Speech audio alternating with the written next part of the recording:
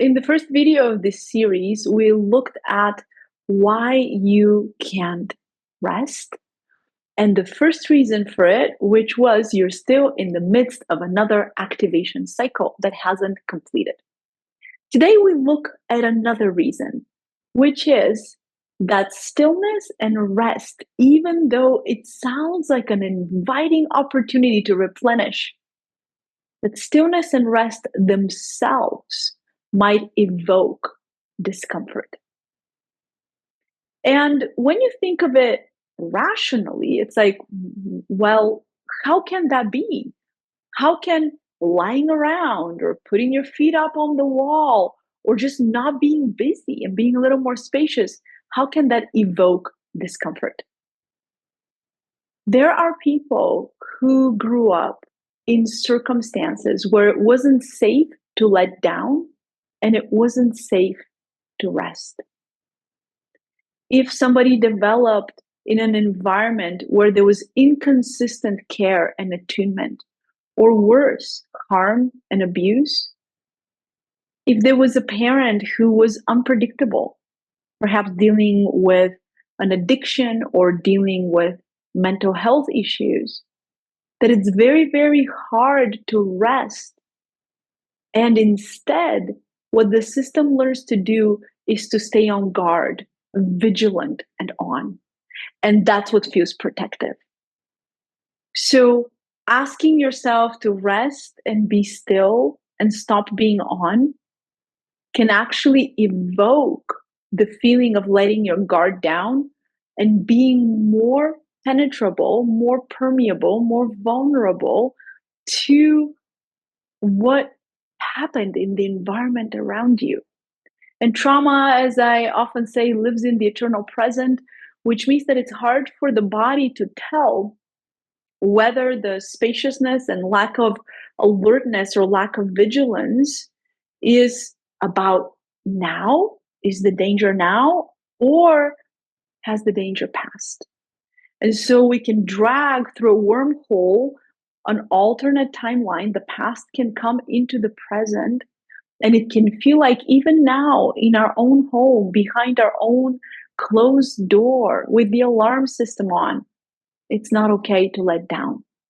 And that discomfort that rest and stillness evoke tell us more about the environment in which somebody developed than about what's going on right now.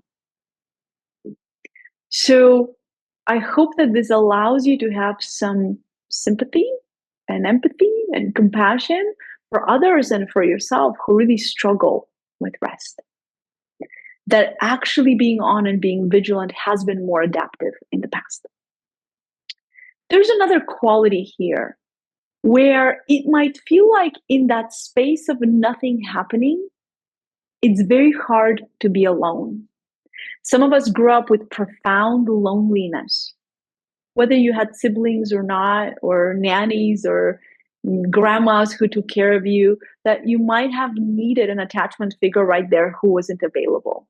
And so every time you start to come into stillness and into rest, those memories get dredged up of, oh, there's actually no one to hold me in that state.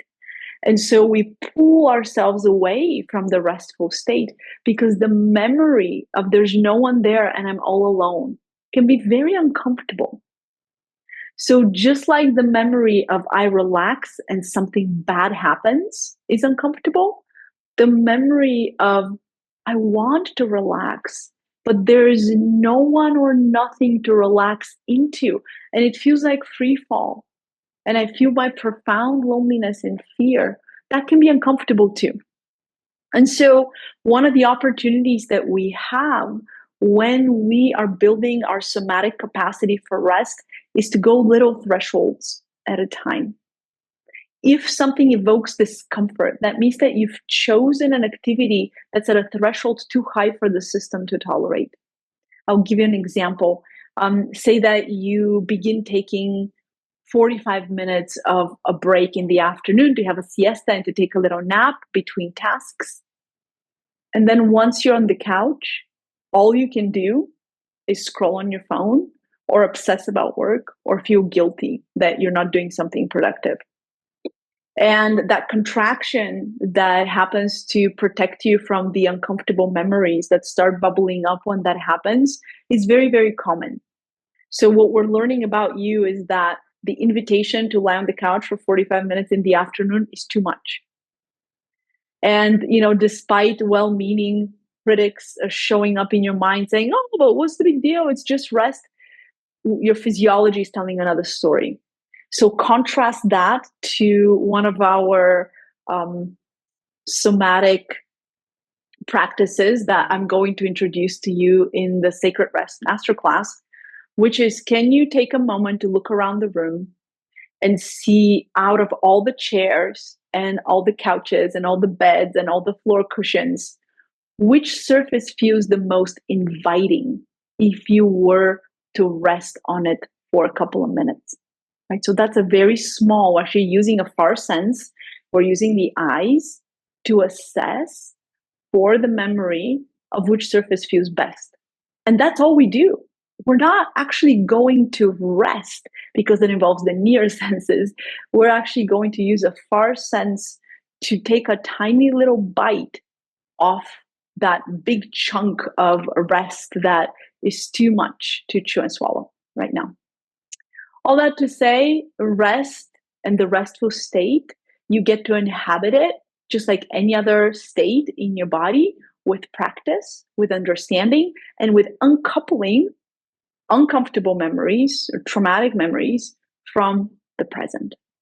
And I look forward to seeing you. If you're watching this before October 29th, 2024, I look forward to seeing you in our somatic boundaries. Sorry. Okay. If you're watching this before October 29th, 2024, I look forward to seeing you in our Sacred Rest Masterclass, which you can attend live or recorded. And if you're watching it after, we can maybe see you next fall semester in 2025, when we'll have another somatic rest masterclass. Until then, be well, and I'll see you in part 3 of this series.